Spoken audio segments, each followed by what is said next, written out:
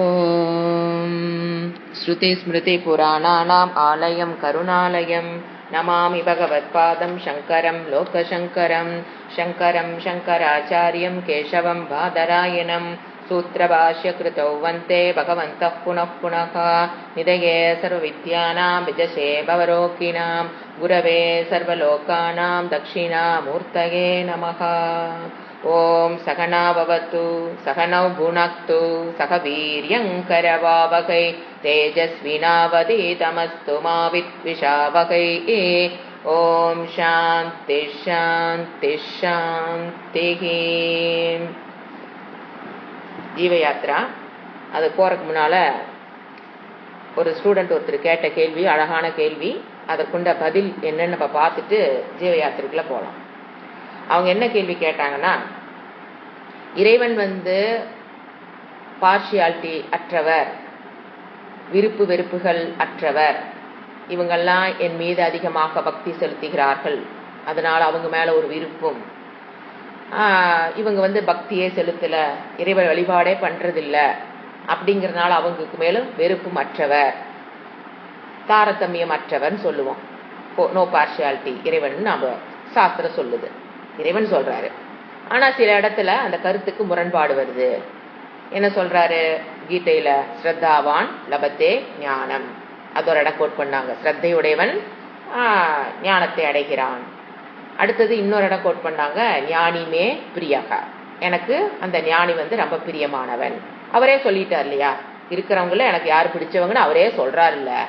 அப்புறம் எப்படி நீங்க அவரு தாரதமியம் இல்லாதவர் நான் எப்படி புரிஞ்சுக்கிறது அப்படின்னு பாத்தீங்கன்னா, மெயின் ஸ்டேட்மெண்ட், நாம் இறைவனிடம் எதை கேட்கிறோமோ, நாம் எதை தேர்ந்தெடுக்கிறோமோ, நான் இறைவனிடம் எதை கேட்கிறேனோ அதை இறைவன் கொடுப்பார். அதை எப்படி கொடுக்கிறாரு அப்படின்னு பாத்தீங்கன்னா, இப்ப அந்த ஞானம் வேணுங்கிறது, இந்த மோட்ச பாதைக்குள்ள வகுப்புன்னு வேதாந்த வகுப்புகளை அட்டன் பண்ணணும்னு நீங்க கேட்கணும், அதை கொடுப்பார். அப்போ அதுக்குள்ள வந்ததுக்கு அப்புறம் எனக்கு அதுக்கு ஞானத்தை பெறுவதற்குண்டான தகுதிகளை நான் பெற வேண்டும் நீங்க கேட்டீங்கன்னா தகுதிகளை கொடுப்பார். எனக்கு சாஸ்திரத்து மேல ஒரு ஸ்ரத்த வரணும், நான் மனதில் இருக்கிற ராகத்வேஷத்திலிருந்து விடுபடணும் அப்படின்னு நீங்க கேட்டீங்கன்னா அதை அவர் கொடுப்பார். எதை கேட்கிறோமோ அதை கொடுப்பார். இது ஸ்ரத்தாவான் லபத்தே ஞானம். இதை கேட்டு பெறுபவன் ஞானத்தை பெற்றுவான்னு அவர் சொல்றாரு. இப்ப மனிதர்கள் மெஜாரிட்டி ஆஃப் த பீப்புள் இதை யாரும் தேர்ந்தெடுக்கிறது இல்லை, யாரும் இதை கேட்பதும் இல்லை. என்ன கேட்கிறாங்க? எனக்கு இந்த வாழ்க்கை வாழும் போது இருக்கிற துயரத்திலிருந்து விடுபட வேண்டும், கொடுப்பார். எனக்கு இந்த சொத்துக்களை அடைய வேண்டும், இந்த வசதி வாய்ப்புகளை பெற வேண்டும், இந்த உறவுகளை மேம்பட வேண்டும் நீங்க கேட்டீங்கன்னா அதையும் கொடுப்பார். சோ எதை நாம கேட்கிறோமோ அதை கொடுப்பார். ஃபர்ஸ்ட் புரிஞ்சுக்குங்க, தேர்ந்தெடுக்கிற சக்தியை பொறுத்து நம்மிடம் எந்த அளவுக்கு தேர்ந்தெடுக்கிற சக்தி இருக்குதோ அதை எதை நீங்க கேட்கிறீங்களோ அதை கொடுப்பார். ஒரு குழந்தை பலூன் வேணும்னு கேட்டா அது பலூனை கொடுப்பாரு. ஒரு முதிர்ச்சி அடைந்த ஒரு மனிதன் நான் வேதாந்தத்தை கத்துக்கணும், அதற்குண்டான புத்தி சக்தியை கொடுன்னா அதை கொடுப்பார். நாம் என்ன கேட்கிறோமோ அதைத்தான் கொடுப்பார். சரி, எப்படி கொடுக்கிறாரு? அதாவது ஒருத்தர் பக்திமான், பக்தி செலுத்துறான், பிரார்த்தனை பண்றான் அப்படின்னா அது என்னது? ஒரு கர்மம். அந்த கர்மம் கண்டிப்பாக ஒரு கர்ம பலனை கொடுக்கும். எந்த கர்மமும் அதற்குண்டான பலனை கொடுக்குமா இல்லையா? நீங்க இறைவனை நோக்கி பிரார்த்தனை பண்றீங்க, காய்க்க உடம்பால், வாச்சிக்க வாயால், மானசீக மனதால் நீங்க பிரார்த்தனை பண்றீங்க. அந்த கர்மம் ஹேஸ் திஸ் கர்ம பலா. அப்ப அந்த கர்ம பலன் என்ன பண்ணும்? உங்களுக்கும் நீங்க அடையணும்னு நினைக்கிற அந்த பொருளுக்கும் நடுவில் இருக்கிற கேப், அது என்னது? பாப்பம். நீங்க ஒரு பொருளை அடையணும்னு நினைக்கிறீங்க, நீங்க இங்க நிக்கிறீங்க, அந்த பொருள் அங்க நிக்குது. அப்ப அதுக்கு நடுவில் இருக்கிற இடையில இருக்கிற அந்த கேப் என்னது? நம்ம செஞ்ச பாப்பம் ரெண்டு தடையா நிக்கும். நீங்க இறைவனை வழிபடும் போது அது ஒரு புண்ணியத்தை உண்டு பண்ணுகிறது. அந்த புண்ணியம், நீங்க புண்ணியத்தை ஆட் பண்ண அந்த பாப்பம் ஷயமாகுது. பிளஸ் ஆட் பண்ணும்போது மைனஸ் என்ன ஆகுது? நியூட்ரலைஸ் ஆகுது. அப்ப என்ன ஆகுது? இந்த கேப் குறைய ஆரம்பிக்குது. இதுதான் பிரேயர் மூலியமாக நம்ம வேண்டதை பெறுகிறோம் என்றால், இறைவன் பார்த்து இவன் ரொம்ப ப்ரே பண்றான், அதனால நாம இவனுக்கு வேணுங்கிறத கொடுக்கலோன்னு இறைவன் நினைக்க மாட்டார். அவர் தாரதமியமற்றவர், பார்ஷியாலிட்டி பார்க்கிறவர் அல்ல. தன்னை வழிபடுவதற்கு கொடுக்கணும், வழிபடாது கொடுக்க கூடாதுங்கிறது கிடையாது.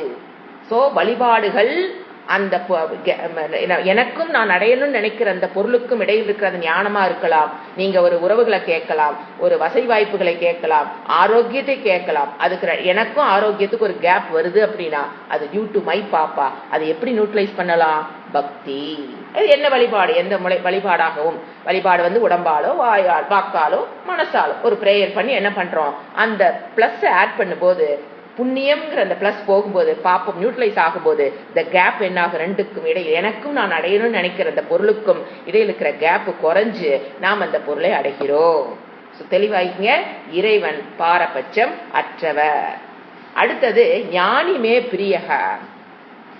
இது எப்படி ஏத்துக்கலாம் அப்படின்னா, ஞானி ஞானத்தை பெற்றதற்கு பிறகு அவன் ஈஸ்வரனாகவே இருக்கிறார்.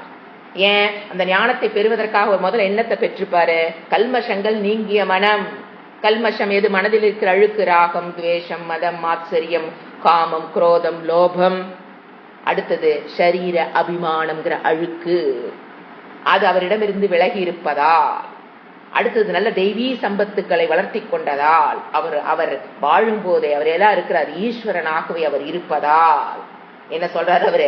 ஞானிமே பிரியகனா, அவன் என்னுடைய ரூபத்தில் இருக்கிறான். அந்த அர்த்தத்தை எடுத்துக்கணும். எனக்கு ஞானி மட்டும்தான் பிடிக்கும், மற்றவங்கள பிடிக்காதுங்கிற அர்த்தம் இல்ல. அவன் என்னுடைய ரூபத்தில், அவன் என்னுடைய ரூபத்தில் இருக்கிறானா அவன் நானாகவே இருக்கிறான்னு அர்த்தம். அந்த இடத்துல புரிஞ்சுக்க வேண்டியது. அந்த ஞானி இறைவனாகவே இருக்கிறார். நீங்க முண்டகோபனிஷத்துல பாத்தீங்கன்னா கடைசியில வரும், அவர் கடைசி இறைவன் அந்த ஞானி இஸ் ஈக்குவல் டு ஈஸ்வரகம் பாரு. அப்போ தேவதைகளிடம் நீங்க கடைசி என்ன சொல்லி முடிக்குது உபனிஷத்து? நீங்க உலகத்தில் தேவதைகளிடம் சென்று எதை கேட்கிறீர்களோ அடைகிறீர்களோ அதை போல நீ ஞானியை அணுகி உங்களுக்கு வேணுங்கிறத கேட்டு பெருங்கள்ங்கிற வார்த்தை இறைவன் கொடுத்திருக்கார். சோ ஞானி இஸ் ஈக்குவல் டு ஈஸ்வரகன்னு புரிஞ்சுக்கணும். புரிஞ்சுங்களா? இப்ப நம்ம கமிங் டு த ஜீவ யாத்ரா.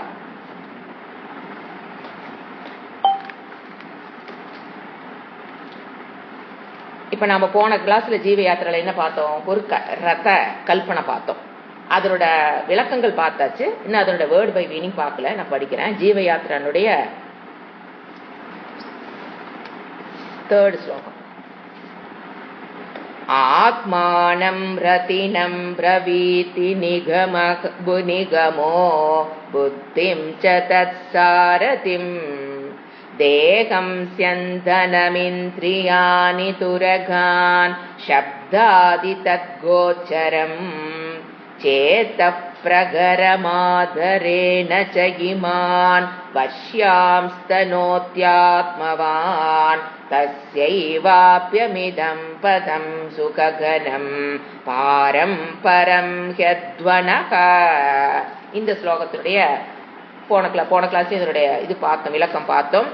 அதாவது எது எதோடு கற்பனை செய்யப்பட்டது அப்படின்னு நீங்க பாத்தீங்கன்னா இந்த இது வரிசையை மீனி கொடுக்குற அப்படின்னு பார்த்துட்டு வரலாம். ஃபர்ஸ்ட் ஆத்மானம் ரத்தினம் பிரவீதி நிகமக.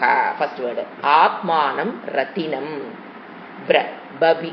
அதாவது ஆத்மானம் இருக்கிறது ஜீவாத்மாவை ரதமாக வேதம் கூறுகிறது.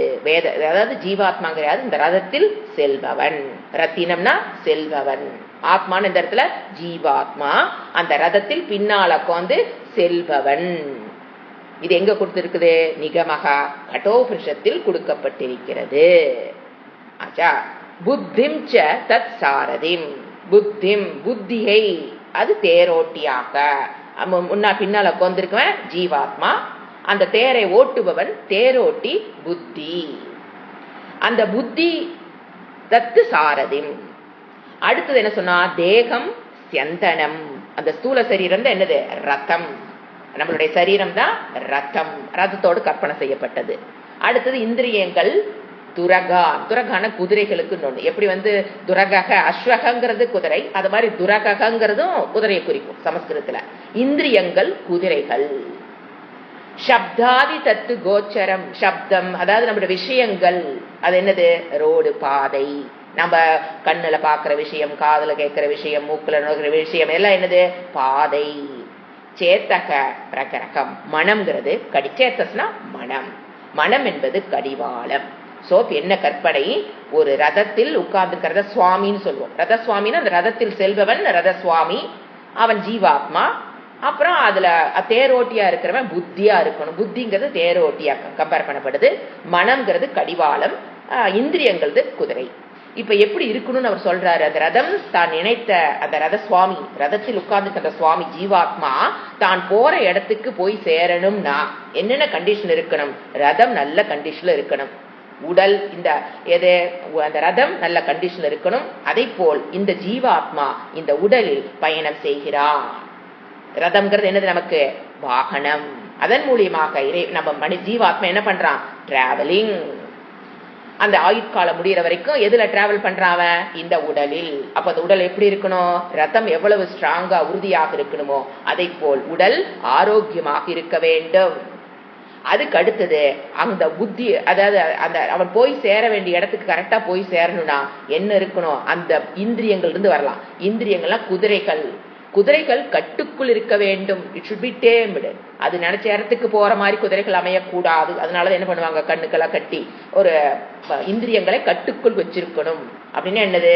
நாம் இந்த இந்த உடலை வாகனமாக எடுத்துக்கொண்டு சென்றிருக்கின்ற இந்த ஜீவாத்மா சரியான தன் சாத்தியத்தை அடைய வேண்டும் என்றால், சாத்தியம் எது? இறைவனை பற்றிய ஞானம், என்னை பற்றிய ஞானம், மோக்ஷம், ஜீவன் முக்தி தான் சாத்தியம்.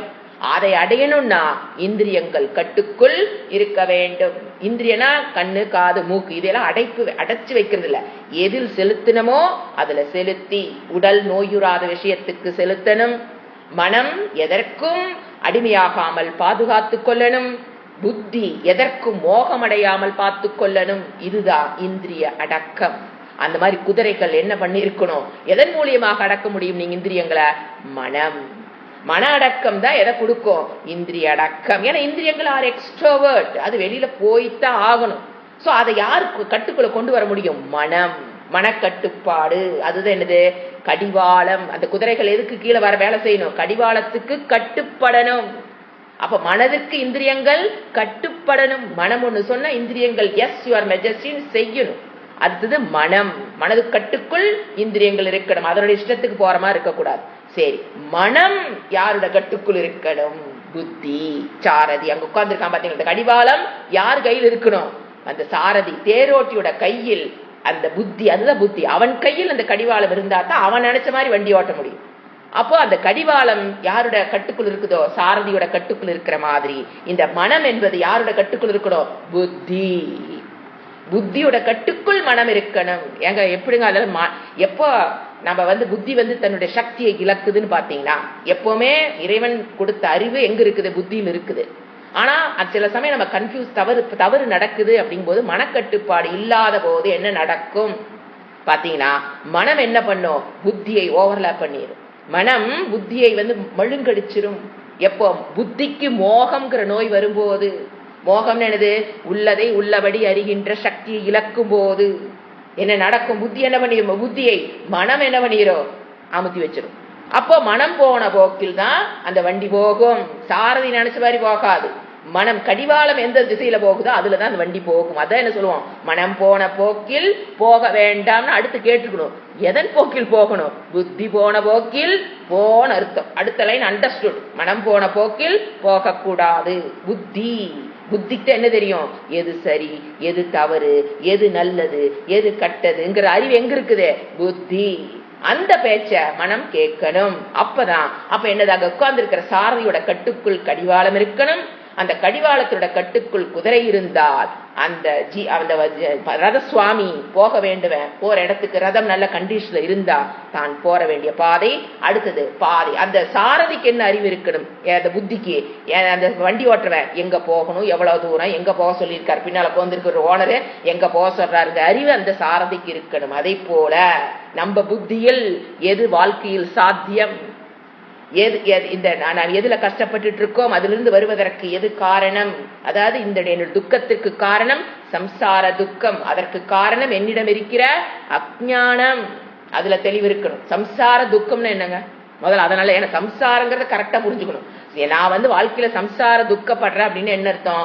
மனதில் இருக்கிற கிளேசங்கள் தான் என்னுடைய துக்கத்திற்கு காரணம். மனதில் என்னங்க கிளேசம் இருக்குது? விருப்பு, வெறுப்பு. இதுதான் என்னது? சம்சார துக்கத்துக்கு காரணம். சோகத்தை எனக்கு கொடுப்பது யார்? துயரத்தை கொடுப்பது எது? என் மனதில் இருக்கிற அழுக்கு, ராக துவேஷம். அதுதான் பயத்தை கொடுக்குது, சோகத்தை கொடுக்குது. சோகம் நாங்க மனதில் வருகின்ற தாபம்னு புரிஞ்சுக்கணும். மனதில் வருகின்ற ஒரு வலி, psychological pain is due to என் மனதில் இருக்கிற எது? ராகம் துவேஷம். இதுதான் எனக்கு எதை கொடுக்குது? பயத்தை கொடுக்குது. முதல்ல அதை புரிஞ்சுக்கணும். ஏன்னா நாம எப்படி கை காட்டிட்டு இருப்போம்? என் பயத்துக்கு காரணம் வெளியில் இருக்கவங்க, என் பிரச்சனைக்கு காரணம் யாருன்னு கேட்டா வாயை திறந்த வரிய ஒரு லாங் லிஸ்ட். அப்படியே இறைவன் இன்ட்ரோவர்ட் பண்றாரு. அது காரணமாக முடியாது, அதெல்லாம் அனித்தியம். அதுக்கு துக்கத்தை கொடுக்கக்கூடிய சக்தி அதற்கு நான் கொடுத்து படைக்கவில்லை. அதெல்லாம் அனித்தியம், அதனால் உனக்கு துக்கத்தை கொடுக்க முடியாது. எப்ப கொடுக்குதுன்னா நீ அறிவில்லாமல் இருக்கிற வரைக்கும், உன்னை பற்றி அறிவு இல்லாத வரைக்கும் அவையெல்லாம் இப்படித்தான் தெரியும், துக்கத்தை கொடுக்கிற மாதிரி தெரியும்.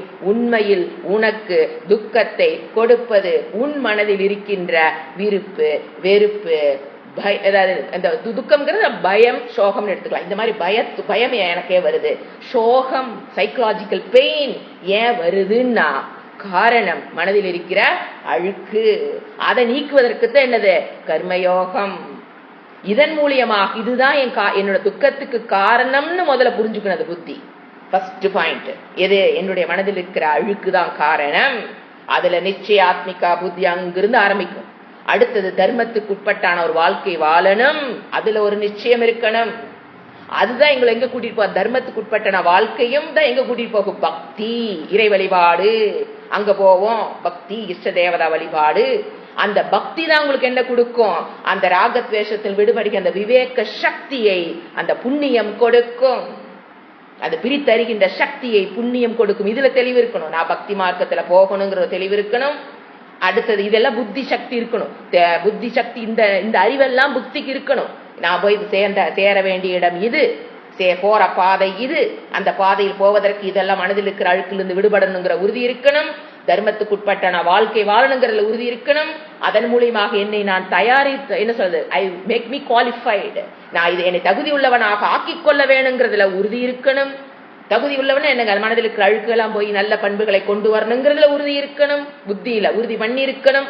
அதன் மூலியமாகத்தான் எனக்கு என்ன வரும்? விவேக சக்தி வரும். பேசிக் பேஸ்மெண்ட் ஆஃப் வேதாந்தத்துக்கு என்ன ஃபர்ஸ்ட் ஸ்டெப்? விவேகம். அந்த சக்தி தான் அவங்களை எங்க கூட்டிட்டு போகும்? வைராகியம். வைராகியம் என்னது? பற்றற்ற நிலை. அதுதான் நம்மளுக்கு எதை கொடுக்கும்? சாஸ்திரத்து மேல ஒரு ஸ்ரத்தையோட உட்கார்ந்து படிக்கும் போது நமக்கு சாஸ்திரம் எதை கொடுக்குது? இறைவனை பற்றிய, என்னை பற்றிய, ஆத்மாவை பற்றிய, பிரம்மனை பற்றிய ஞானம். அந்த ஞானத்தினால் ஏவ மோட்சம், சம்சார துக்கத்திலிருந்து விடுதலை. இத்தன தெளிவு புத்தியில் இருக்கணும். அந்த புத்தி தான் உங்களை சரியான பாதையில் அழைத்து செல்லும். ஞானத்தினால் மட்டும்தான் மோட்சம். அதற்குண்டான பிரமாணத்தில் நிச்சயம். அந்த ஞானத்தை கொடுக்கக்கூடியது ஒரே பிரமாணம். எப்படி எனக்கு கண்ணு ஒரு அறிவை கொடுக்குதோ அதை போல இறைவனை பற்றிய அறிவை பெறுவதற்கு ஒரே பிரமாணம் உபனிஷத்துக்கள். அப்படிங்கறது தெளிவு இருக்கணும். வேற ஏதாவது அதை பண்ணுனா இதை பண்ணுனா, கண்ண மூடி உட்கார்ந்தா உபாசனை பண்ணுனா, தியானம் பண்ணுனா, ஜபம் பண்ணுனா அந்த ஞானம் வந்துருமா? வராது. உபனிஷத்துக்கள் படிப்பதின் மூலியமாகத்தான் எங்க போக முடியும்? ஞானத்தை பெற முடியுங்கிறதுல தெளிவு. அந்த உபனிஷத்துக்கள் மூலியமாக பெறக்கூடிய ஞானத்தினால்தான் மோட்சம். மோட்சம் என்னங்க? ஃபர்ஸ்ட் ஆரம்பிச்சுமே சம்சார துக்கம், அது விடுதலை ஆவதற்கு, நான் பயத்திலிருந்து சோகத்திலிருந்து விடுபடுவதற்கு அது ஒண்ணுத மோட்சத்தினால் மட்டும்தான். சோகம் தரத்தி, அந்த மோட்சம் என்ன பண்ணும்? ஞானேன சோகம் தரத்தின, சோகத்திலிருந்து அவன் விடுபடுவான் உபனிஷத் சொல்லுகிறது. சோ இந்த கான்செப்ட்ல தெளிவா இருக்கணும். இந்த புத்திக்கு இதெல்லாம் நீங்க கொடுத்து வச்சிருக்கணும். அப்பதான் வண்டி சரியான பாதையில் போக முடியும். திருப்பி சொல்றேன், எது எதுல தெளிவுன்னு பாருங்க. ஃபர்ஸ்ட் தர்மத்துக்கு உட்பட்டான வாழ்க்கையில் தெளிவு இருக்கணும். அதை வாழும் போதுதான் நீங்க எங்க வருவீங்க? பக்தி இருக்கணும். அந்த பக்தி தான் உங்களை எங்க கூட்டிட்டு போகும்? அதாவது கர்மயோகம் பண்ற புத்திக்கு உங்களை கொண்டாந்து கொடுக்கும். அந்த கர்மயோகம் தான் உங்க மனதில் இருக்கிற அழுக்குகளை போக்குறதுக்கு உதவும். அந்த அழுக்குகள் போன மூலியமாகத்தான் உங்களுக்கு என்ன வரும்? விவேக சக்தியே வரும். அந்த மனதிலுக்கு அழுக்கு போக போகத்தான் விவேக சக்தியை விரித்து அறிகின்ற சக்தியே வரும். அந்த விவேகம் தான் உங்களை எங்க கூட்டிட்டு போகும்? வைராகியம், பற்றற்ற நிலைக்கு கூட்டிட்டு போகும். அதுதான் முமுட்சுத்துவத்தை கொடுக்கும். நான் இறைவனை பற்றி அறியணுங்கிற ஆசையை கொடுக்கும். வைராகியம் தான் அந்த ஆசையை கொடுக்கும்.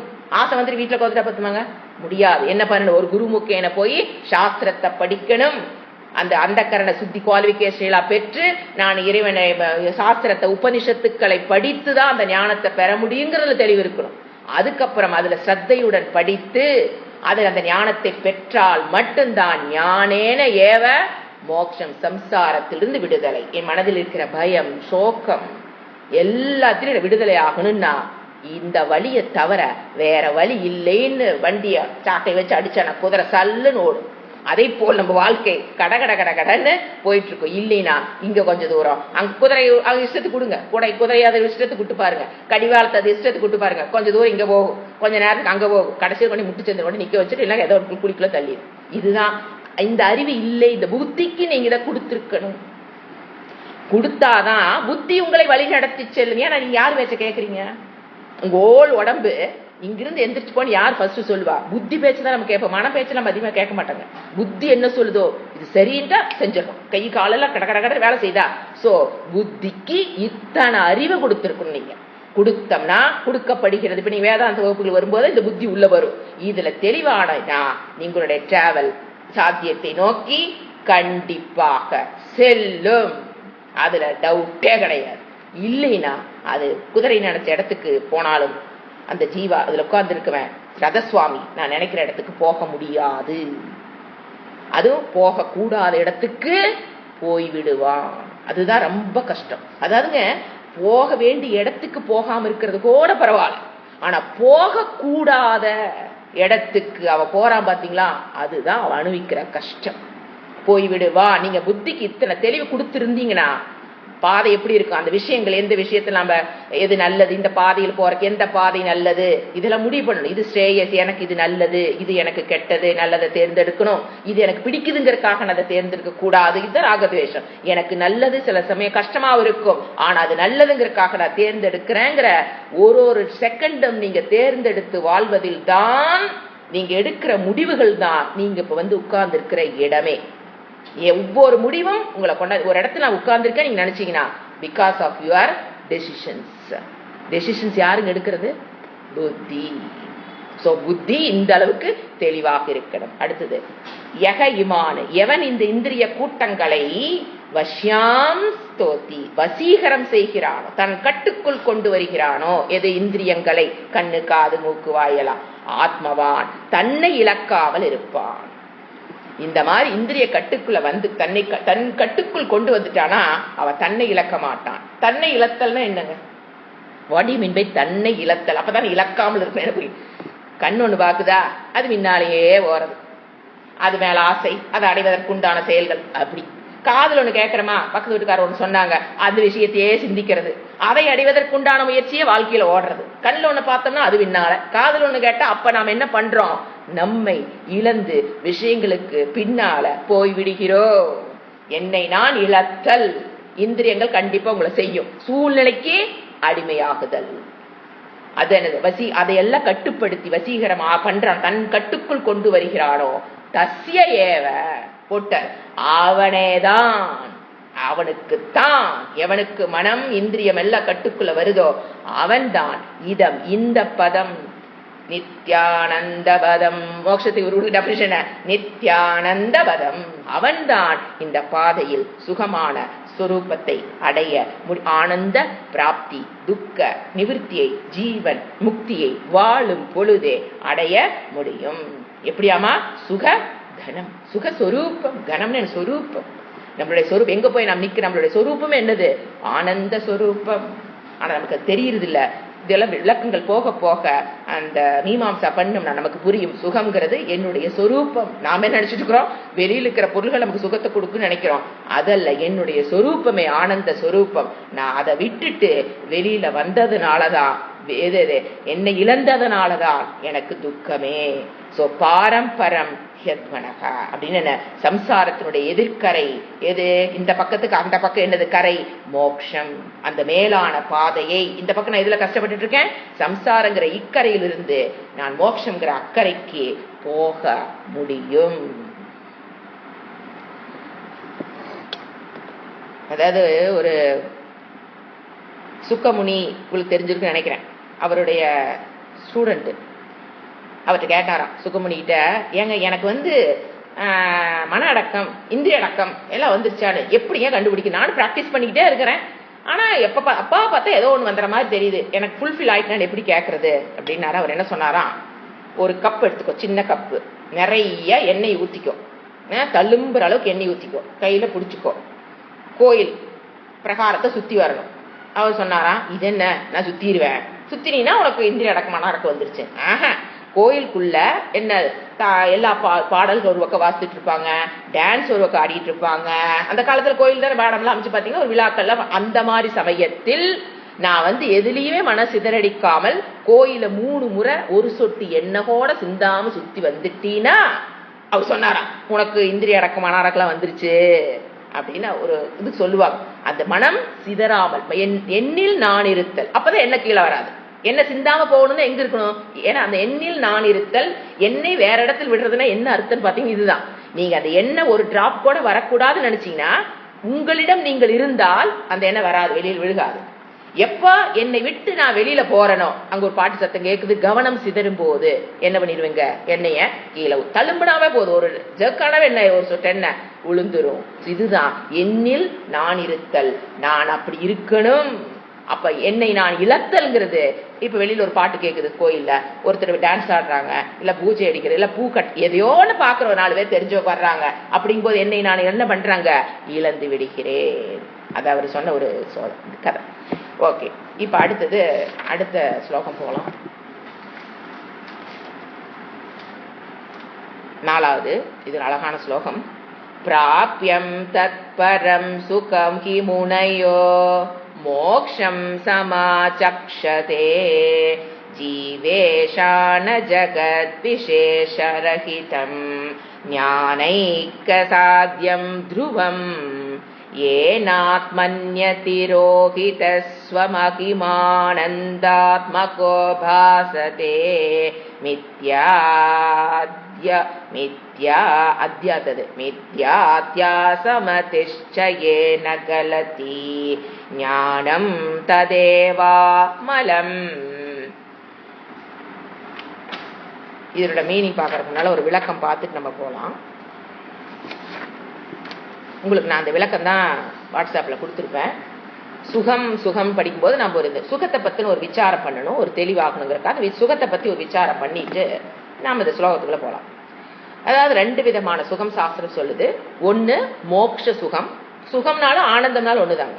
மோக்ஷ சுகம் அல்லது மோக்ஷானந்தம், அதுக்கு என்னென்ன பேர், வேற பேர் சொல்லலாம்னா பரமானந்தம், அப்புறம் பிரம்மானந்தம், அடுத்தது ஞானானந்தம், ஆத்மானந்தம், ஞானானந்தம், இதெல்லாம் ஒரே சுகம் தாங்க. ஞானானந்தம்னாலும் ஆத்மானந்தம், மோக்ஷானந்தம், பரமானந்தம், இப்படி சொல்லிட்டே போகலாம். பிரம்மானந்தம், இதெல்லாம் என்னது, அனதர் நேம் ஃபார் மோக்ஷ ஆனந்தம். இதுதான் மெயின். மோக்ஷ ஆனந்தத்துக்கு இத்தனை பேர் இருக்குது. பரமானந்தம், பிரம்மானந்தம், ஆத்மானந்தம், இப்படி சொல்லிட்டே போகலாம். ஞானானந்தம், ஏன்னா ஞானானந்த பாரதியில நிறைய பேர் வச்சிருப்பாங்க, சன்னியாசிக்கு பேர் ஞானானந்தம் வச்சுங்களா. இப்போ இது ஒரு பக்கம். அடுத்த பக்கம் என்ன சொல்லியிருக்கேன், விஷய ஆனந்தம். விஷயம்னா நமக்கு வெளியில் இருக்கிற ஒரு பொருள்களினாலோ அல்லது ஒரு உறவுகளினாலேயோ ஒரு அனுபவம், பொருள், ஒரு உறவு, ஒரு அடுத்தது அனுபவம், இதன் மூலியமாக நமக்கு என்ன கிடைச்சிட்டு இருக்குது, சுகம் கிடைத்து கொண்டுதான் இருக்கிறது.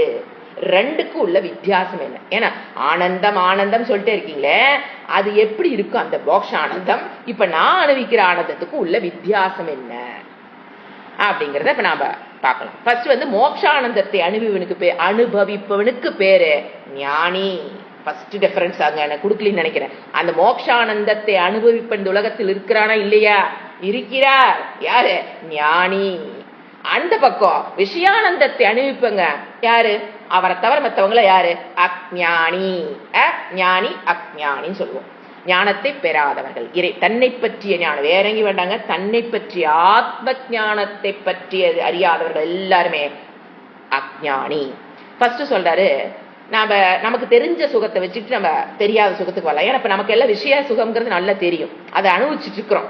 சோ அதை ஃபர்ஸ்ட் பார்த்துட்டு எங்க வரலாம், மோட்சானந்தம் வரலாம். ஏன்னா ஏன் நான் முதல்ல கொடுத்தேன்னா அதுதான் பெருசு, அதை முதல்ல கொடுக்கணுங்கிறதுக்காக மோட்சானந்தம் முதல்ல எழுதிட்டோம். ஆனா அதை நீங்க புரிஞ்சுக்கணும். தெரியாத விஷயத்த ஒண்ணு தெரிஞ்சுக்கணும்னா தெரிஞ்ச விஷயத்தை வச்சுதான் எங்க புரிய முடியும், தெரியாத விஷயத்த புரிஞ்சுக்கலாம். இப்ப தெரிஞ்ச விஷயத்தின் மூலியமாக அன்னைக்கு ஒருத்தர் சொன்னாங்க, ஏங்க எப்ப நீங்க ஒரு விஷயம் சொன்னாலும் ஐஸ்கிரீம் அந்த மாதிரி சின்ன சின்ன பொருளை எடுத்துக்கிறீங்க, பெரிய பொருளா உதாரணம் கொடுங்க. இப்ப பெரிய பொருளை எடுத்துக்கிறேன், அதெல்லாம் நம்ம ஈஸியா இருக்குது, அதெல்லாம் எங்களுக்கு கூட பெருசா டிஸ்டர்ப்லாம் பண்றது இல்ல, எங்களுக்கு அது புரியறதுக்கு நீங்க நல்லா, அதான் நான் சொன்னேன், நல்ல புது வீடு, அப்படி ஒரு 10 ஏக்கரா சொத்து அப்படி எடுத்துங்க. அது அந்த வேறுபாடு நமக்கு தாங்க. இறைவனை பொறுத்த வரைக்கும் ரெண்டு ஒண்ணுதான், விஷயம்னா விஷயம். அப்படி ஒரு பெரிய வீடு வாங்குறோம்னு வச்சுக்கோங்களேன். இப்போ ஃபர்ஸ்ட் நாம என்ன நினைக்கிறோம், அது நம்மளோட நித்தியம் நாம் நினைக்கிறோம், அது எப்பவுமே நம்மளோட இருக்கும் அப்படின்னா சாஸ்திரம் சொல்லுது, ஃபர்ஸ்ட் அந்த வீடு கட்டுறதுனாலயோ ஒரு வீடு வாங்குறதுனாலயோ வருகின்ற சுகம் அனித்யம். ஃபர்ஸ்ட் அந்த சுகம் என்னன்றுச்சு சாஸ்திரம், நீ நினைச்சிட்டு இருக்கிற அது நித்தியமான சுகத்தை. இனிமேல் வீடு கட்டிட்டு அப்பா இனிமேல் வாழ்க்கையில் அடைய வேண்டியது எதுவுமே இல்லை, இதோட நான் சாந்தி ஆயிருவேன் அப்படின்னு நினைச்சிட்டு உள்ள போங்க. அப்புறம்தான் ஒரு பிரச்சனையா வெளியில வரும், அதை ஃபுல்ஃபில் பண்ணிக்கிட்டே போகணும். வீடு, பக்கத்து வீட்டுக்காரன்னு ஒருத்தர் வருவாங்க, அவங்க என்ன மனோபாவத்தோடு இருப்பாங்கன்னு தெரியாது, அங்கிருந்து ஆரம்பிக்கும். சோ அது என்ன சொல்ல, அதிலிருந்து வருகிற சுகம் அனித்தியம். ஏன்னு கேட்டீங்கன்னா இந்த வீடு என்பதே அனித்தியம். அனித்தியத்துக்கு நித்தியத்துக்கு என்ன டெஃபினிஷன், திரிகாலே எத்து திஷ்டதி, அது அதாவது 3 காலத்திலும் எந்த ஒன்று இருக்கிறதோ அதுதான் நித்தியம் சொல்லுவோம். ஏங்க எங்க வீடு நேற்று இருக்குது, இன்னைக்கு இருக்குது, நாளைக்கு இருக்குது, அது நித்தியம் தானே? அந்த நித்தியம் அல்ல, நேற்று இன்று நாளை அல்ல இது. இந்த நித்தியம் என்பது உலகம், அதாவது நித்தியம்ங்கிறது ஒரு காலத்தில் வீடுங்கிறது இல்லாமல் இருந்தது அந்த இடத்துல, அப்படிதானே? அப்புறம் ஒரு காலத்தில் அது கட்டப்பட்டிருக்கு, அப்புறம் ஒரு 100-200 வருஷம் கழிச்சு வந்து பாத்தீங்கன்னா அந்த வீடு அந்த இடத்துல இருக்காது. எத்தனையோ அரசர்கள் வாழ்ந்த அரண்மனை இன்னைக்கு என்னாச்சு, அவங்க கட்டின கோயிலெல்லாம் நம்ம என்ன பாக்குறோம், ஆனா அவங்க வாழ்ந்த வீடு, ராஜராஜ சோழனோட வீடு இப்ப எங்க இருக்குது, இப்ப எந்த நிலையில் இருக்குது யாருக்கு தெரியும்? அவன் கட்டின கோயில் என்ன இருக்கு, ராஜராஜ சோழன் கட்டினு சொல்றோம், ஆனா வீடெல்லாம் என்ன ஆயிடுச்சு, எங்கேயுமே காணாம போச்சு. அது இந்த காலப்போக்கில் என்ன ஆயிரும், வீடு அழிந்து. அது மாதிரி நான் ஒரு எக்ஸாம்பிள் வீடு எடுத்துக்கிட்டேங்க. நீங்க உலகத்தில் இருக்கிற எந்த விஷயமாக இருந்தாலும் அது என்ன ஆயிரும், 3 காலத்துக்கும் இருக்க முடியாது. அதனால ஏன்னா அந்த வஸ்துவே என்னது, அனித்தியம். அப்போ ஒரு அனித்தியமான வஸ்து எப்படிங்க நித்தியமான சுகத்தை கொடுக்க முடியும்? கொடுக்க முடியாது. ஏன்னா அந்த வஸ்துவே அனித்தியமா இருக்கிறதுனால நமக்கு அது அனித்திய சுகத்தை தான் கொடுக்கும். அடுத்தது அந்த வீடு, அடுத்த டெபினிஷன், அது தாரதமியம் உடையது. 2வது டெபினிஷன் என்ன கொடுத்திருக்கேன், நம்ம அனுபவிக்கிற சுகம் எல்லாமே தாரதமியம் அப்படின்னா அப்ஸ் அண்ட் டவுன்ஸ். இப்போ ஒரு உதாரணம் சொன்னோம்னா அது என்ன தாரதமியம், 3 கொடுத்திருக்கேன். ஒன்னு பிரியம், இன்னொன்னு மோதம், இன்னொன்னு பிரமோதம். பிரமோதம். அப்போ நம்ம அந்த சுகத்துல நம்ம கிரடேஷனை பார்க்கலாம். இந்த உலக வித்தியத்தை நீங்க அனுபவிக்கிறீங்க அப்படின்னா அதுல கிரடேஷன் இருக்கும். அதுக்குதான் ஒரு உதாரணம் அடிக்கடி சொல்வேன். ஒரு குழந்தை கையில ஒரு சாக்லேட்டை கையில நீங்க வச்சுக்குங்க, அந்த குழந்தைய பாருங்க, உங்க கையில இருக்கிற சாக்லேட்டை முதல்ல காமிங்க, அது ஒரு முகம் ஒரு மலரும், சாக்லேட்டு ஜஸ்ட் பிரியம்.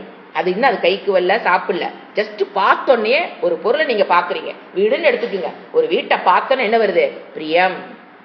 அந்த வீட்டு சாவியை கைக்கு வாங்கிடுறீங்க, இது என்னதுன்னு ஆயிருது.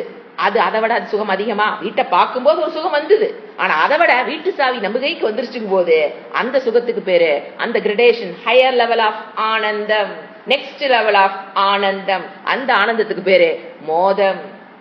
ஓகே, வீட்டு சாவி வாங்கியாச்சு, எல்லா திங்ஸ் எல்லாம் வாங்கியாச்சு, வீட்டுக்குள்ள நுழைஞ்சாச்சு, அதை அனுபவிக்க ஆரம்பிச்சாச்சு. அப்ப என்னது, பிரமோதம். அது உள்ள போய் நுழைஞ்சு வாழ ஆரம்பிக்கும் போது கிடைக்கிற ஒரு சுகம், ஆனந்தம் அதை விட அதிகமானது.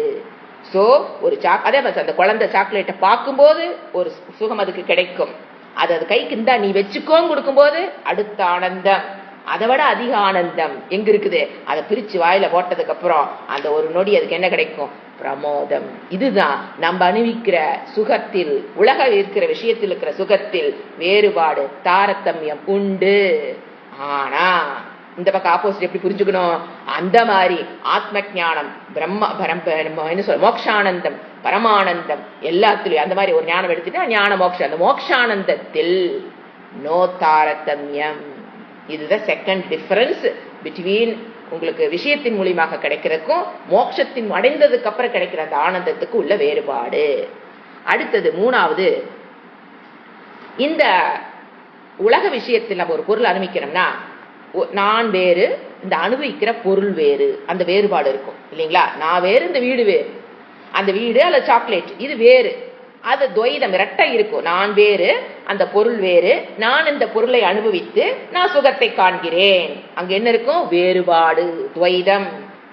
இறைவன் வேறு, நான் வேறுங்கிற துவைதத்துலதான் நம்ம இந்த சுகத்தை அனுபவித்துக் கொண்டிருக்கிறோம். ஆனால் அந்த ஆத்மானந்தம், பிரம்மானந்தத்தில் அந்த இருமை கிடையாது. நான் வேறு, என்னுடைய சுகம் வேறு அப்படிங்கிற தன்மை அங்கு கிடையாது. ஏன்? அது சொரூப சுகம். ஏன்? அந்த வேறுபாடு அங்கு கிடையாது. வேறுபாடற்ற ஆனந்தம். இங்க வேறுபாட்டுடன் கூடியது. இந்த லௌகிக சுகத்தில் கிடைக்கிற சுகமெல்லாம் வேறுபாட்டுடன். நான் வேறு, இந்த பொருள் வேறு, இந்த பொருள் இருந்து எனக்கு ஆனந்தம் வருதுங்கிற அந்த ஒரு நினைப்போட தான் நம்ம அந்த ஆனந்தத்தை அனுபவிக்க முடியும். அடுத்தது 4வது, இது அபூர்ணமானது அப்படின்னாங்க. ஒரு பூர்ண மனநிறைவை எந்த பொருளும் உங்களுக்கு கொடுக்க முடியாது. எந்த ஒரு வீடு வாங்கினாலும், சாக்லேட் எதை எடுத்தீங்கனாலுமே பூர்ணம் அப்படின்னாங்க முழு மன நிறைவை கொடுக்காது, கொடுக்க முடியாது. ஏன்னா அதே என்னது? அபூர்ணம். அபூர்ணமான ஒரு வஸ்துல இருந்து எப்படி நமக்கு பூர்ணமான மன நிறைவு வராது? வீட்டுக்கு இப்ப வீடு முதல்ல ஆசைப்படுறீங்க, வீட்டை கட்டியாச்சு, வீட்டுக்குள்ள வந்துட்டீங்க, அவ்வளவு அப்ப ஏற்பட்ட நிறைவு இறக்குற வரைக்கும் அந்த நிறைவு இருக்காங்க? அந்த மனம் தன் நிறைவில் இருந்து வெளியில் வராம இருக்க என்ன? ஒரு வீடு கட்டி உள்ள போயிட்டீங்க, ஏங்க அது எனக்கு முழு நிறைவை தந்துதா இல்லையான்னு எப்படி நாங்க கண்டுபிடிக்கிட்டோம்? உள்ள போயிட்டீங்க, முழு மன நிறைவோடு வந்தா அடுத்த துக்கம்ங்கிறது உள்ள வரக்கூடாதே. நல்ல வீடு கட்டி உள்ள போயிட்டு நமக்கு துக்கம் வராமையா இருக்கு? அது என்ன கொடுக்கல? இப்போ என்ன தெரியணும்? அந்த வீடு எனக்கு பூரணமான முழுமையான மன நிறைவை கொடுக்க முடியாது. ஆனா இந்த பக்கம் பாருங்க, ஆத்மானந்தத்தை அடைஞ்சிட்டீங்கன்னா அந்த பூர்ண மன நிறைவை பெற முடியும். ஏன்னா அது என்னது? முழுமையானது. அந்த ஞானம், அந்த ஆத்மா என்னது? முழுமையான ஒரு விஷயம். அதனால அதை அடையும் போது நமக்கு முழுமையான மன நிறைவு வருகிறது. அப்ப மன நிறைவு ஒரு டவுட் அன்னைக்கு கேட்டாங்க, எங்க முழுமையான மனநிறைவு வந்துட்டா அப்புறம் நம்ம எதுக்குமே ஆசைப்பட மாட்டோமே, அப்ப எதையுமே சம்பாதிக்க மாட்டோமா, எதையுமே வாழ மாட்டோமா? அப்படி இல்லைங்க, ரெண்டுக்கும் ஒரு வித்தியாசம் இருக்கு.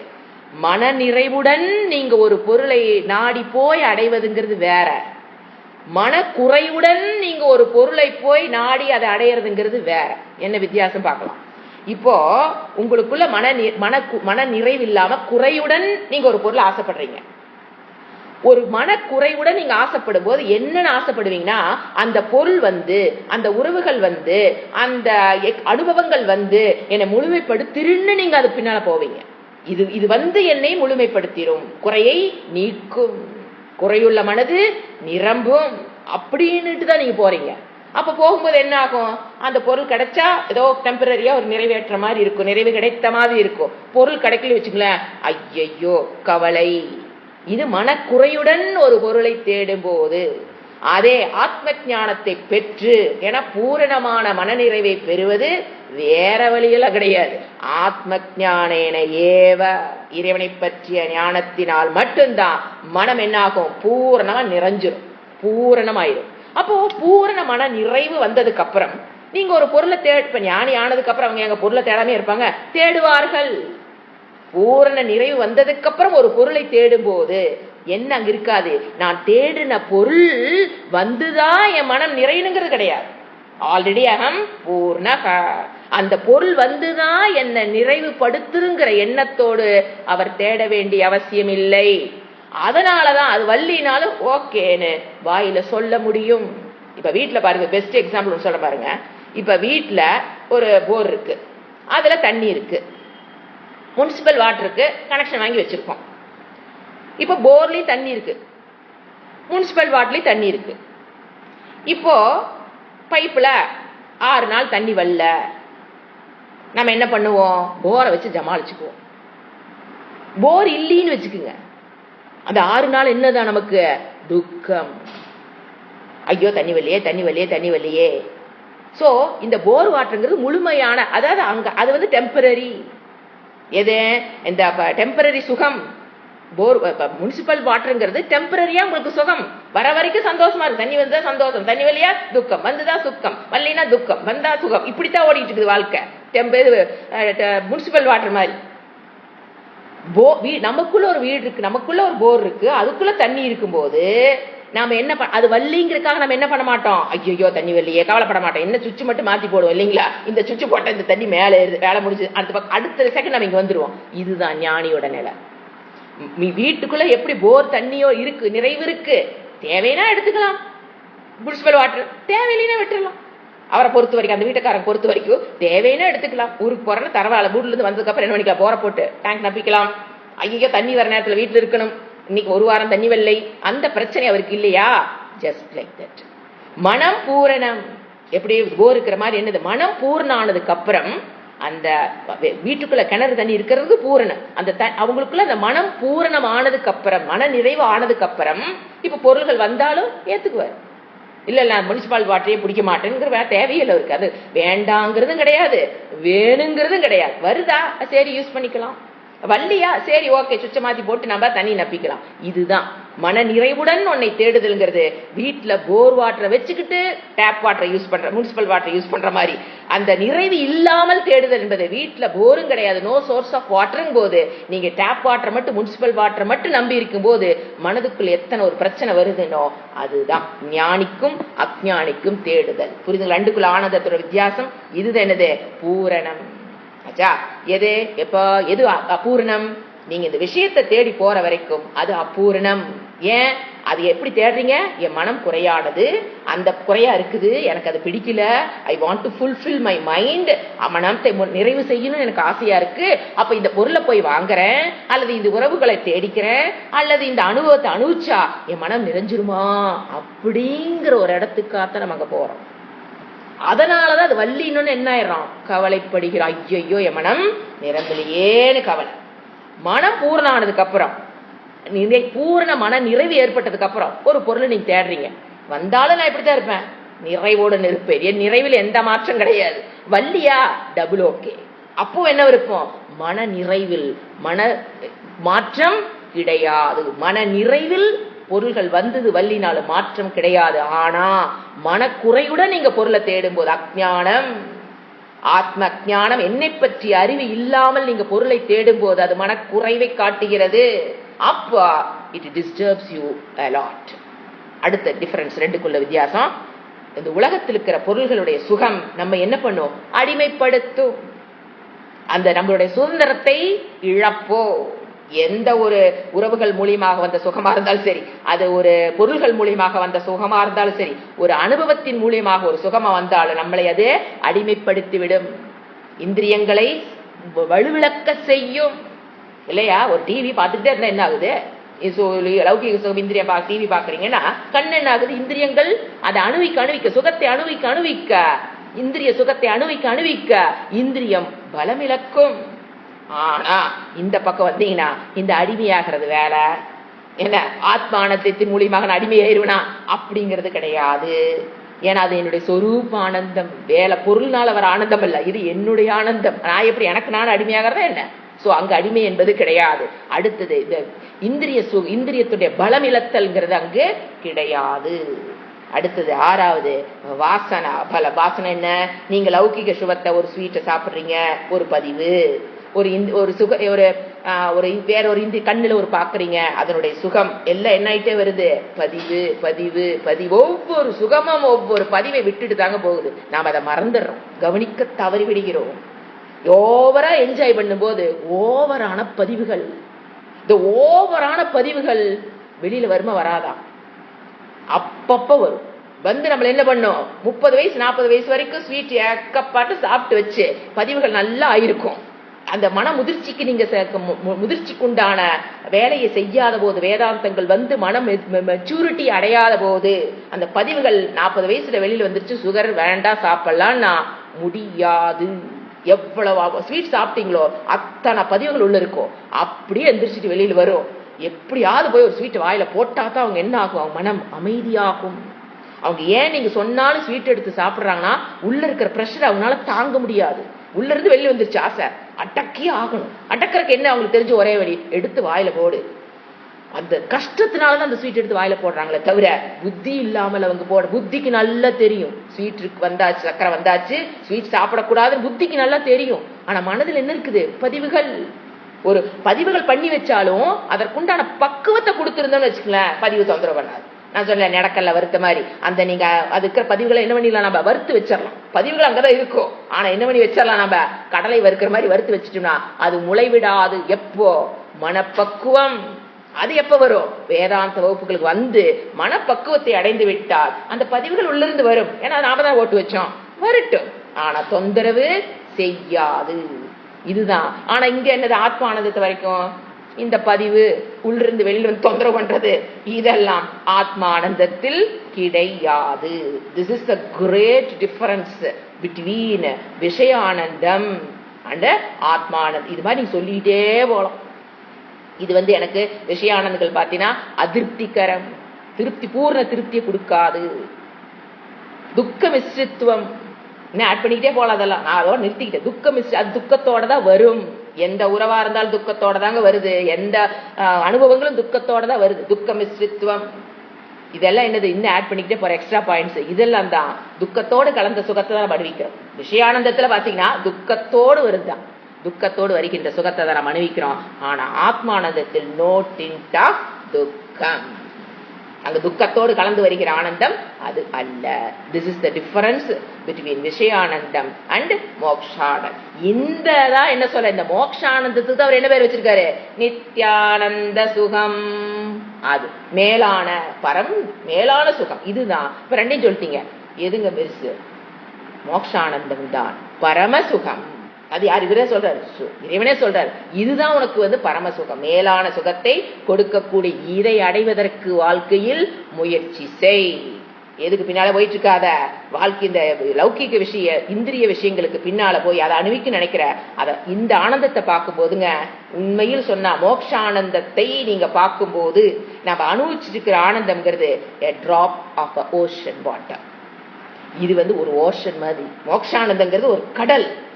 நம்ம அதை தவறது, அதை கவனிக்க தவறது, அது என்னன்னு தெரியாதனாலதான் இந்த ஒரு டிராப் ஆஃப் வாட்டருக்கு பின்னால என்ன பண்ணிட்டு இருக்கிறோம், ஓடிக்கொண்டு வாழ்க்கையை வேஸ்ட் பண்ணுகிறோம்.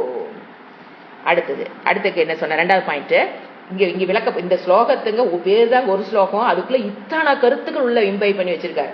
அடுத்து என்னது, ஆத்ம ஞானம் மட்டுமே மோக்ஷ சாதனம், மோட்சத்தை அடையணும். ஆனந்த பிராப்தி, துக்க நிவிருத்தி, சம்சாரத்திலிருந்து நிவிருத்தி, பயம் சோகத்திலிருந்து நான் விடுபடணும் என்றால் என்ன சொல்றாரு, உன்னை பற்றிய அறிவு, ஆத்ம ஞானம், அதன் மூலியமாக மட்டும்தான் நீ மோட்சத்தை அடைய முடியும். அப்ப அதுக்கு என்ன பண்ணணும், சாஸ்திரம் என்ன பண்ணு, ஃபர்ஸ்ட் உங்களை நீ அதாவது ஆத்ம அனாத்மாவை பிரித்து காமிக்கும். இப்ப என்ன சொல்லும் பாத்தீங்கன்னா, இப்ப தத்துவ போதம்லாம் பாத்தீங்கன்னா அங்க படிச்சிருப்போம். அதாவது அது என்னன்னு கருத்துக்கள் நான் சொல்றேன். இந்த சரீரம் அப்படிங்கிறது நம்ம 3 இதை வந்து சரீரம் நான் எடுத்து வச்சிருக்கோம். ஒண்ணு, இந்த சரீரம் இருக்குங்கிற இடத்துல கரெக்ட், நான் இருக்கிறேனா, இருக்கிறேன், அது கரெக்ட். நான் அறிவுடையவள், அதுவும் கரெக்ட். நான் இருக்கிறேங்கிறது சரி, நான் அறிவுடையவளாக இருக்கிறேங்கிறது சரி. ஆனா இன்னொன்னு பிளஸ் போட்டு இன்னொன்னு ஆட் பண்ணி வச்சிருப்போம், இந்த சரீரம். சோ அந்த நான்கிற ஒரு சொல், இப்ப ஆப்பிள் ஒரு பொருள் வரும், பென்சில் ஒரு பொருள் வருது, ஒரு சொல்லுக்கு ஒரு பொருள் வரும்.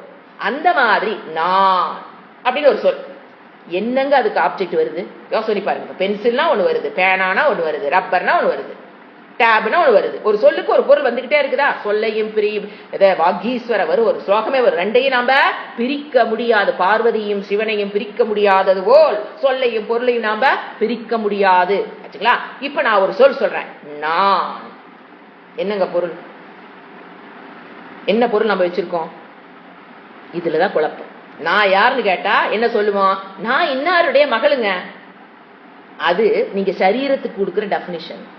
இந்த சரீரம் இன்னாரிடமிருந்து வந்திருக்கு, நான் இன்னாருடைய அம்மாங்க. இந்த சரீரத்திலிருந்து இதெல்லாம் வெளியில் வந்திருக்குது. சரீரத்துக்கு, இந்த சரீரத்துக்கு பந்தப்பட்ட டெபினிஷனை தான் நான் நம்ம கொடுக்க தெரியல தவிர நான்குற சொரூபம் நமக்கு தெரிவதில்லை. இதுதான் அஜ்ஞானம். நான் குருடு அப்படின்னா எது, என்ன, இந்த இந்திரியம் தான் என்னது, குருடு. அப்ப நான் எதை நான் எடுத்து வச்சிருக்கிறேன், இந்த கண்ணை நான் எடுத்து வச்சுக்கிட்டா நான் குருடுன்னு சொல்றேன்.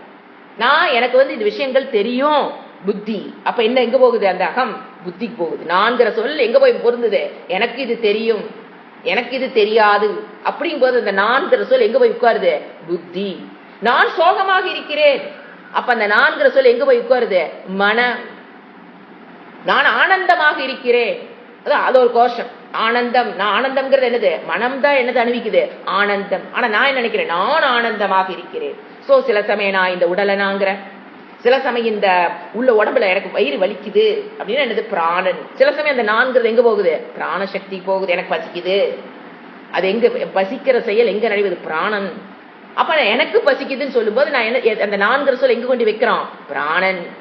நான் சோகமா இருக்கேன், நான் கொண்டு எங்க கொண்டு வைக்கிறீங்க? மனம். எனக்கு இது தெரியும் அப்படிங்கும்போது நான்கிற சொல்லு கொண்டு எங்க வைக்கிறீங்க? பொருள் என்ன வருது? புத்தி.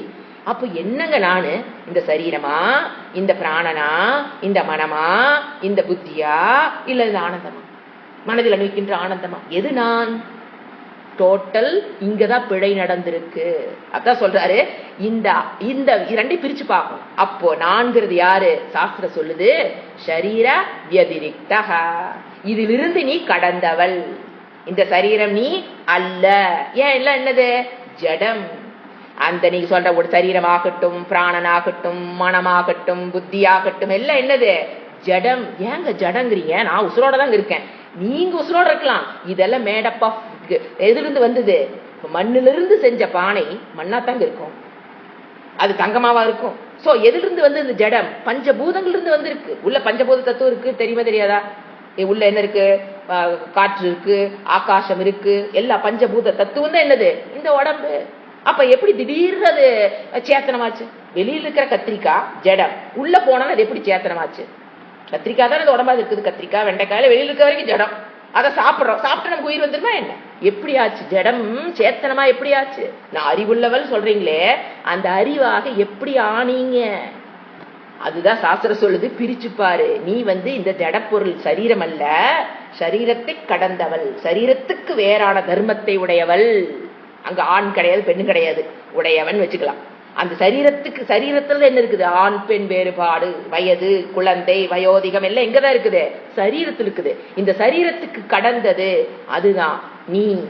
அதனுடைய சொரூபம் தான் நம்ம தெரிஞ்சு வச்சிருக்கிற அறிவு, இருப்பு. அததான் என்ன சொல்ற, அதையும் சேர்த்திக்குவோம். நம்ம நான் அறிவுடையவனு சேர்த்திக்குவோம், நான் இருக்கிறேங்கிற சேர்த்திக்கிறோம். பிளஸ் என்ன பண்ணிட்டோம்? இந்த சரீரத்தை சேர்ந்து நான் இஸ் ஈக்குவல் டு ஒரு சொல். நான்கிற சொல்லுக்கு இப்ப எத்தனை பொருள் வருது? சில சமயம் நான் அறிவுள்ளவளா எடுத்துக்கிறேன், சில சமயம் நான் இருக்கிறவளா எடுத்துக்கிறேன், சில சமயம் நான் சரீரத்தில் இருக்கிற அங்கங்களாக நான் என்னை எடுத்துக்கொண்டேன். இதத்தான் என்ன பண்ணணும்? பிரித்து அறிதல். அதுதான் ஞானம். நான் என்னுடைய சொரூபம் என்னன்னு போய் இப்ப நான் எங்க நிக்கிறேன்? நான் என் சரீரம் நான் எடுத்து நிக்கிறேன்னா அங்கிருந்து ஷிஃப்ட் ஆகணும். நான் எங்க வரணும்? நானின் ஆத்மஸ்வரூபம், சத்தியம், ஞானம், அனந்த சொரூபம் நான்கிறது தான் ஆத்ம ஞானம். அப்ப உங்களுக்கு அந்த உங்களை பற்றி அறியாமை போகும்போது அதனுடைய கான்சிக்வன்சஸ் என்னென்ன? அஜ்ஞானத்தினால உங்களுக்கு என்னென்ன வந்திருக்குதுங்கிறாரு சாஸ்திரம். என்ன சொல்லுது? அந்த அஜ்ஞானம் உள்ள இருக்கிறனாலதான் உனக்கு என்ன வருது? காமம். 3 முடிச்சு அவித்யா, அஜ்ஞானம், தட் கிவ்ஸ் யூ காமம். ஏன்னா அந்த சரீர அபிமானம் வந்ததுக்கு அப்புறம் பாத்தீங்கன்னா இந்த சரீர இருக்கிற குறையில என்னோட குறையா பார்ப்பேன். அப்ப அதை நிறைவு பண்ணணும்னு ஆசை வரும், இதை நிறைவேறணும், அதை. அப்ப என்ன? ஆட்டோமேட்டிக்கா ஆசை, காமம். ஆசைப்பட்டுட்டு உட்கார்ந்து இருந்தா முடியுங்களா? போய் வேலை செய்யணும். கர்மம், we are doing கர்மம். அந்த கர்மம் என்ன பண்ணுது? புண்ணிய பாபத்தை கொடுக்குது. இதுதான் என்னது? அவித்தியினுடைய விளைவு, அஜ்ஞானம். என்னை பற்றிய அஜ்ஞானத்துடைய விளைவுதான் அவித்யா கிவ்ஸ் காமம், காமம் கிவ்ஸ் கர்மம், கர்மம் கிவ்ஸ் புண்ணிய பலம், புண்ணிய பலம் கிவ்ஸ் நெக்ஸ்ட் பர்த். இதுதான் நெக்ஸ்ட் பர்த். அப்புறம் நெக்ஸ்ட் பர்த் எடுத்ததுக்கு அப்புறம் காமம், அதே அவித்யாவோட பிறப்போம். அப்புறம் காமம், அப்புறம் அந்த சரீரத்துல கர்மம், அப்புறம் புண்ணிய பாப்பம். That gives you next birth. So the birth and death என்ன ஆயிட்டே போகுது? புனரப்பி ஜனனம், புனரப்பி மரணம், கண்டினியூஸ். சோ இவர் என்ன சொன்னாரு? நீ இப்ப ஆத்ம ஞானத்தை பெற்றுட்டீனா அந்த கான்சிக்வன்சஸ் சொன்ன பாத்தீங்களா? கான்சிக்வன்சஸ் எல்லாமே போய் தான் ஆகணும். அந்த அஜ்ஞானத்தின் வந்த காமம் போகணும், கர்மம் போகணும், புண்ணிய பலன் போகும், பாப்ப பலன், அடுத்த பிறகு எல்லாமே என்ன ஆயிரும்? போயிடும். ஏன் இதெல்லாம் இதுல இருந்து வந்தது? அஜ்ஞானம். அந்த ரூட் அடிச்சிட்டோம்னா அதனுடைய கான்சிக்வன்சஸும் லாஜிக்கல் தானே, போய்விடும். அடுத்தது ஞானம் மூலம் என் சொரூபம் பிரகாசப்படுத்தப்படுகிறது. இந்த கருத்து சொல்ற அந்த ஞானம் போதா என்னுடைய அந்த ஞானம்ங்கிறது என்னுடைய சொரூபம் என்னன்னு தெரிஞ்சுக்கும் போது அந்த என் சொரூபம் யாருன்னு எனக்கு தெரிகிறது. அது வரைக்கும் நான் எதை நான் எடுத்து வச்சிருந்தேன்? சரீரம். அதுக்கு தான் அடுத்த வேர்டு சொல்லுவாரு, சரீரம் என்பது அத்தியாசம். இது என்னன்னு பார்த்துட்டு இந்த கிளாஸ் முடிச்சுக்கலாம். அத்தியாசம்ங்கிற வேர்டு முக்கியமான வேர்டு சாஸ்திரத்துல. ஏற்றி காணுதல். ஏற்றி காணுதல் ஈஸியா புரிஞ்சுக்கணும். சாஸ்திரம் கொடுக்கிற உதாரணம் இப்ப நீங்க மாலை நேரத்தில் ஒரு நடந்து போறீங்க, வீட்டுக்குள்ள மேல படியேறி போறீங்க, மெத்தைக்கு போறீங்க, அங்க ஒரு கயிறு கிடக்குது, நல்லா சரியா வெளிச்சத்துல தெரியாதனால அது என்னவா பாத்துறீங்க? பாம்பு. உங்களுக்கு அது என்னவா தெரியல? கயிறா தெரியல, பாம்பா பாக்குறீங்க. அப்படின்னா அந்த இடத்துல அத்தியாசம் நடந்திருக்கு. எதனால் அத்தியாசம் நடந்தது? அஜ்ஞானம். எதை பற்றிய அஜ்ஞானம்? கயிற்றை பற்றிய அஜ்ஞானம். என்ன பண்ணிருச்சு? அத்தியாசம் பண்ண வச்சிருச்சு. அஜ்ஞானத்துக்கு அந்த சக்தி இருக்குங்க. அஜ்ஞானத்துக்கு நம்ம ஒண்ணு இல்ல, அஜ்ஞானம் தெரிஞ்சுக்க, அதுக்கு 2 சக்தி இருக்குது. ஒண்ணு மறைத்தல். அந்த அஜ்ஞானம் என்ன ஃபர்ஸ்ட் என்ன பண்ணுச்சு? கயித்தை மறைச்சுதா? 2வது அந்த கயிற்றுக்கு மேல எதை ஏற்றி வச்சுது? அதான் அத்தியாசம். பாம்பு. அங்க இல்லாத ஒரு பொருளை அந்த அஜ்ஞானம் என்ன பண்ணுச்சு? ஏற்றி வைத்தல். அதுக்கு பேர் அத்தியாசம். அதுதான் இங்க என்ன பண்ற? நம்ம ஆத்மாவின் மேல் சரீரத்தை ஏற்றி வைக்கிறோம். எதை போல? ஒரு அறியாமையின் காரணமாக. நீங்க பாருங்க, ஃபுல் இருட்டுன்னு வச்சுக்கல, நம்ம கைத்தையே பார்க்க மாட்டோம். அத்தியாசம் நடக்கிறதுக்கு வாய்ப்பு இல்லை. ஃபுல் வெளிச்சம், ஃபுல் இருட்டா இருந்தாலும் அங்க அத்தியாசம் ஏற்படுவதற்கு வாய்ப்பில்லை. ஃபுல் வெளிச்சமா இருந்தாலும் அங்கு அத்தியாசம் ஏற்படுவதற்கு ஏற்றி வைத்தலுக்கு வாய்ப்பில்லை. பாம்பை பார்க்க வேண்டிய வாய்ப்பு. ஃபுல்லா வெளிச்சம் பார்த்தா கயிறு வந்துருவோம். ஃபுல் இருட்டு ஒண்ணுமே தெரியாது. அதை போல என்னை பற்றி அறிவு ஃபுல்லா இருந்துன்னு வச்சுக்க, 100% வெளிச்சம், நோ அத்தியாசம். என்னை பற்றி அறிவு ஒண்ணுமே எனக்கு தெரியல, நான் யாருன்னே எனக்கு தெரியாதுங்க. என்னை பற்றி அறிவு சுத்தமா என்கிட்ட இல்ல. எது நான் அறிவு சொரூபம், நான் இருக்கிற சொரூபம் கூட தெரியாத அளவுக்கு நான் இருந்தேன்னா அத்தியாசமே வராது. சோ 100% இருட்டிலையும் பிரச்சனை இல்லை அஜ்ஞானம், 100% ஞானத்திலையும் பிரச்சனை இல்லை. நம்ம இப்ப எங்க நிக்கிறோம் தெரியுதுங்களா? நடுவுல. எந்த அளவுக்கு நம்ம நம்மளை பத்தி தெரிஞ்சு வச்சிருக்கிறோம்? enough to do அத்தியாசம். என்னை பற்றி நான் எந்த அளவுக்கு தெரிந்து வச்சிருக்கிறேனோ, எந்த அளவுக்கு என்னை பற்றி தெரிந்திருந்தால் என்னால் அத்தியாசம் பண்ண முடியுமோ அந்த அளவுக்கு தெரிஞ்சு வச்சிருக்கேன். அந்த உதாரணத்துல எப்படி? எந்த அளவுக்கு வெளிச்சம் இருந்தா அந்த கயிற்றை நான் பாம்பா பார்க்க முடியுமோ அந்த அளவுக்கு அங்க வெளிச்சம் இருக்கிறது.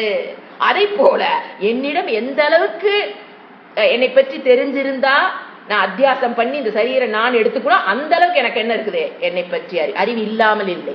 என்னை பற்றி அறிவு இல்லாமல் இல்லை. enough to do. அதுதான் சாஸ்திரம் சொல்லுவாரு, சொல்லுவாரு, சுவாமி சொல்வது, எந்த அளவுக்கு எனக்கு அஜ்ஞானம் அறிவு இருக்குன்னா enough to do mistake, to commit mistake. ஒரு தப்பு செய்யற அளவுக்கு எனக்கு இருக்குது, அறிவு இருக்குது. அதனால அந்த மங்கிட ஒளின்னு சொல்றது அதுதான். பியூர் லைட் நோ பிரச்சனை, பியூர் இருட்டு நோ பிரச்சனை. அதே போல இங்க பியூர் ஞானம் 100%. ஞானிக்கு என்ன கிடையாது? பிரச்சனை கிடையாது. தன்னை பற்றி அறிவு 100%. ஒண்ணுமே இல்ல, கோமால கிடக்குறான். அறிவு தன்னை பற்றி அறிவே இல்லை அவனுக்கு, கோமால கிடக்குறவனுக்கு. அங்கேயும் பிரச்சனை இல்லை, சம்சார துக்கம் எல்லாம் ஒண்ணும் கிடையாது. அவர் பாட்டுக்கு படுத்துருவார். சுத்தி இருக்கவங்களுக்கு தான் பிரச்சனை, அவருக்கு அவருனால எந்த பிரச்சனையும் கிடையாது. சோ 2லயும் பிரச்சனை இல்லை. ஆனா பிரச்சனை இல்லை. ஆனா நம்ம எதனால நம்ம சம்சார துக்கம் வருது? ஆஃப் பேக்டு ஞானம் அபவுட் மை செல்ஃப். நீங்க பாருங்க, இந்த ஆஃப் பேக்டு ஞானம் அபவுட் மை செல்ஃப் வச்சுக்கிட்டு நீங்க இந்த உலகத்தில் இருக்கிற எவ்வளவு பெரிய வித்தைன்னு நீங்க கத்துக்கிட்டு பாருங்க, you cannot have happy life. எது உலகத்திலே எது காஸ்மாலஜி ஆகட்டும், ராக்கெட் விடுறதாகட்டும், விண்கல் அனுப்புறதாகட்டும், டாக்டர் ஆகட்டும், மெடிசன் ஆகட்டும், எல்லாரும் எந்த பேஸ்ல இந்த ஞானத்தை பெறுகிறார்கள்? ஆஃப் பேக்டு ஞானம் அபவுட் ஹிம்செல்ஃப் அண்ட் ஹர்செல்ஃப். அதை வச்சுக்கிட்டு தான் அவங்க எதை பிடிக்கிறாங்க? ராக்கெட்டு, ஐடி, 1 லட்சம் 10 லட்சம் 2500 கோடி டேர்ன் ஓவர், 3000 கோடி டேர்ன் ஓவர் எல்லாம் பண்றவன் எதுல நின்றுகிட்டு தான் அதை பிடிக்கிறான்? ஆஃப் பேக்டு ஞானம் அபவுட் ஹிம்செல்ஃப் ஆர் ஹர்செல்ஃப். அதை வச்சுக்கிட்டு நீங்க அதை பிடிக்கும் போது you cannot have happy life. அதே பாருங்க, தன்னை பற்றிய ஞானத்தை முழுமை பெற்றவன் எதுவுமே இல்லைனாலுமே he can have a happy life. தன்னை பற்றிய ஞானம் முழுமையாக இருக்கும் போது half baked 100% ஒரு ஞானி தன்னை பற்றி தெரிஞ்சுக்கிட்டான்னு வச்சுக்கோங்களேன், he can have a happy life without any என்ன சொல்றது அபராதித்யா. எதுவுமே இல்லைனாலும் he can have a happy life. இது இல்லாம எத்தனை பிடிச்சிங்கனாலும் you cannot have a happy life. So இதை தெரிஞ்சுக்கணுமா வேண்டாங்கிற முக்கியத்துவத்தை நீங்க தேர்ந்தெடுக்கணும். அதான் முதல் டவுட் கேட்டீங்க பாத்தீங்களா, அந்த டவுட் விளக்குக்கு வருது பாருங்க. நீங்க இதை தேர்ந்தெடுக்கணும். நான் இந்த ஞானத்தை பெறணும், என்னை பற்றிய ஞானத்தை பெறணும்னு யார் தேர்ந்தெடுக்கிறாங்களோ, இறைவனிடம் கேட்கிறாங்களோ, இறைவன் கொடுப்பார். யார் யார் கேட்டிருக்கோம் கொடுப்பார், யார் யார் கேட்கல கொடுக்க மாட்டார். கேட்காமல் கொடுக்க மாட்டார், கேட்டால் கொடுப்பார். he is not partial. பிரச்சனை கேட்கிறவங்கிட்ட இருக்கு. எதை கேட்கிறவங்க கேட்டோம்னா கிடைக்கும். he is not partial. புரிஞ்சுங்களா? ஓம் சாந்தி சாந்தி சாந்தி. ஹரிஹி ஓம் ஸ்ரீ குருப்யோ நமஹ. ஹரிஹி ஓம்.